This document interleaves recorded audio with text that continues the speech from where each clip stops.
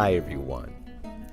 It happens so very often in the history of the Orthodox Church that when a certain personage comes along that is not only very pious and very humble, but also extraordinarily intelligent and willing to go the extra mile to spread the Orthodox faith in as many ways as possible, that the power of the devil rises up against him. Sometimes the devil even uses personages within the church. And in this case, it was the culmination of a long period of time in the Georgian Orthodox Church when the Catholicos-Patriarch Kirion II ascended the throne.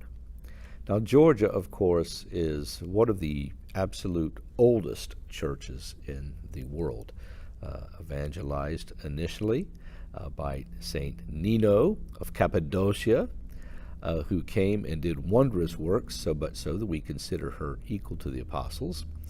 And that church also received autocephaly from the Church of Antioch in the 5th century. Although, if you read some history about it, it seems like it was more of an autonomous situation as opposed to genuine autocephaly, because the Georgian church was still very much dependent on Antioch for approval of its bishops and things like this. Well, this went along like this really until around the year 1000, when the Georgian church started functioning in a true autocephalous manner. And they experienced a bit of a golden age from the 11th to the 14th centuries, when a great blossoming took place. But all the times after that have not been the greatest for the Holy Church of Georgia. And our saint today, who reposed on June 27th, Kirion II, was born in the mid-1800s and immediately began to demonstrate an extraordinary ability to work in areas like linguistics, philology.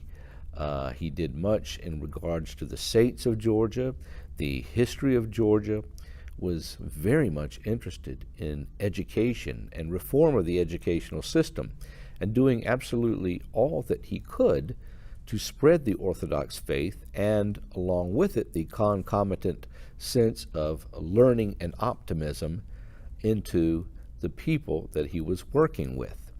He was tonsured a monk, made a priest finally, assuming the abbacy of a monastery, and continued on with this vigorous sort of work that he had been doing in his early years.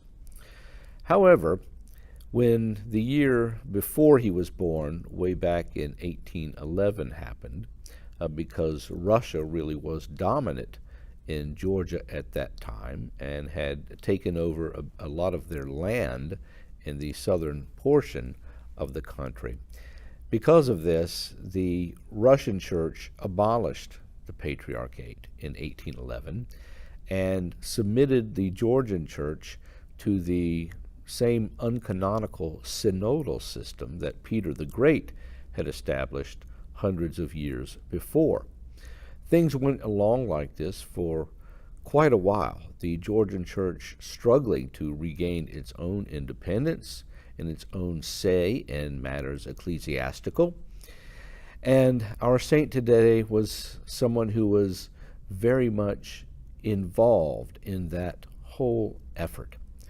He worked very hard. He was someone who was trying to educate the people as to what the genuine history of Georgia was, and the fact that they had their own cultural institutions that were very much a part of the Orthodox Church at the time. When the Russians came in, they changed a lot of this. The Georgian language was not allowed anymore in church. Instead, Church Slavonic was used. And it was really a lot of oppression at that point in time.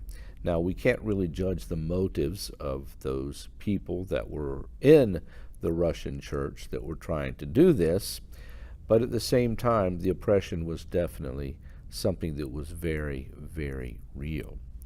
And in fact, our Catholicos-Patriarch-to-be worked very hard in trying to reclaim much of the property that had actually been given to the Armenian Church, which were Monophysite, illegally, and he tried his best to get as much of that property back as he could, thereby demonstrating himself to be as much as someone who protected the church as, say, Holy Queen Dinar, 1,000 years earlier, who is commemorated on June 30th. So we see that Monophysitism in one form or another had lasted that long, and in fact last even until this very day, although the issues surrounding many of the Monophysite churches now are a lot more complex than you might think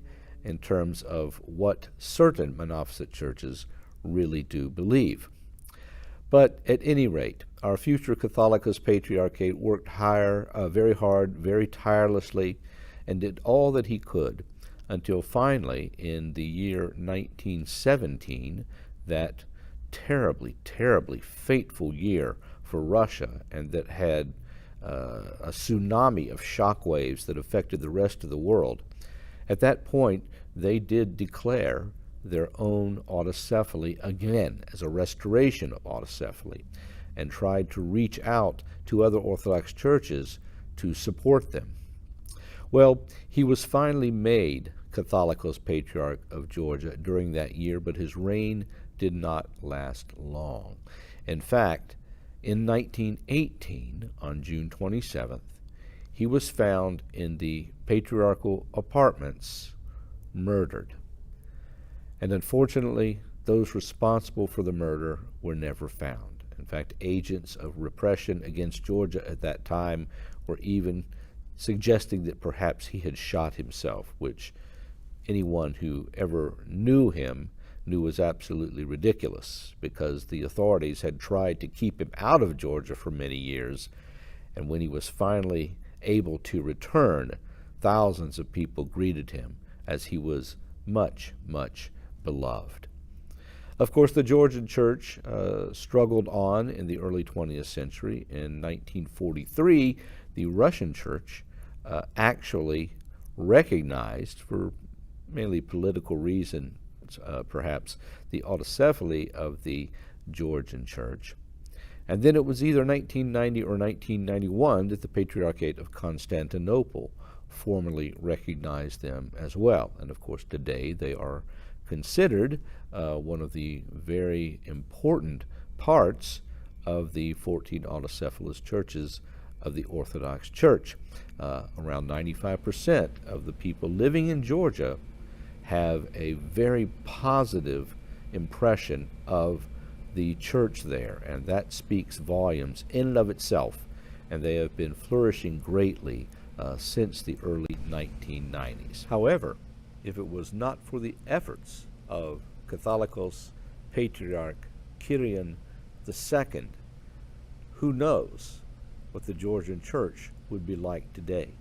He laid the groundwork in so many different areas, not only sporting a very lively and intellectual approach to the things of the faith, but also a very pastoral one, in order that he might set the groundwork for the return of so many of the Georgian people in the areas around Georgia to our Holy Orthodox faith. May we always keep the memory of this wonderful, wonderful saint. Bye-bye.